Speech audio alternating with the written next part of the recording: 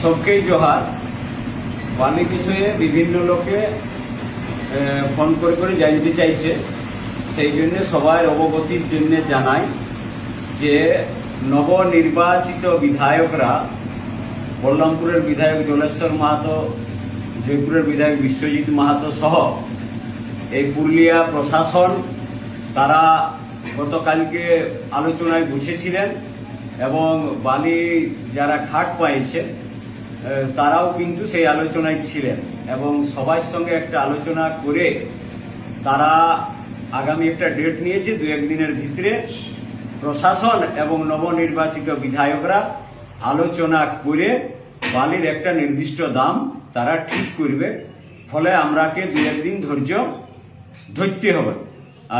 মানে এই জন্যে বালির আশা করি এই কিছুদিনের মধ্যেই যে জটিলতাটা আছে সেইটা 1-2 দিনের ভিতরে কাটিয়ে যাবে, এইটুকু আশ্বস্ত করি। সবকে জোহার।